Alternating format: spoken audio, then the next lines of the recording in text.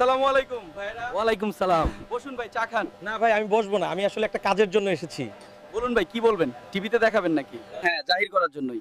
তা ভাই, আপনাদের তো প্রায়ই দেখি এখানে বসে আড্ডা দেন। আপনাদের দেখে তো মনে হয় আপনারা খুব ব্যস্ত। আমরা রাজনীতি করি, নেতার সাথে সকাল বিকাল থাকতে হয়, প্রোগ্রাম ঠিক করতে হয়। সেটা তো বুঝি, কিন্তু আমার প্রশ্নটা অন্য জায়গায়। আচ্ছা ভাই, আপনারা অন্য কোনো কাজ করেন না? ভাই বোঝেন না, আমরা তো আর 10টা 5টা ডিউটি করা সাধারণ কামলা না। হ্যাঁ, আমরা তো হয়ে গেছি নেতার লোক। আরে ভাই শুনেন, এখন তো একটু কষ্টে আছি। নেতা যা দেয় তাই দিয়ে কোনো রকমে চালাই, তবে এটা তো ইনভেস্টমেন্ট। ইনভেস্টমেন্ট? কিসের ইনভেস্টমেন্ট? দলে একবার ক্ষমতায় এলে এই এলাকার সব টেন্ডার, সব প্রজেক্ট আমাদের হাতে থাকবে। রাজনীতির ইনভেস্টমেন্ট? আরে ভাই সবুর করেন, একদম ঠিক, একদম ঠিক। একবার খালি পাওয়ারটা আসুক। রাজনীতিতে বিনিয়োগ। আরে ভাই একটু ধৈর্য ধরুন, নির্বাচন আসছে, দল ক্ষমতা এলে দুর্গ ভেঙে যাবে। ঠিক, একবার ক্ষমতা আসুক, তারপর দেখবেন এই এলাকার সব টেন্ডার, সব প্রজেক্ট সব আমাদের হাতে। আপনারা কর্মীদের কথা শুনেছেন, কোনো উৎপাদনমূলক কাজ না করে শুধু ক্ষমতার জন্য বসে আছে। অপেক্ষার এই রাজনীতি দেশের তরুণদের জন্য কি বার্তা বয়ে আনছে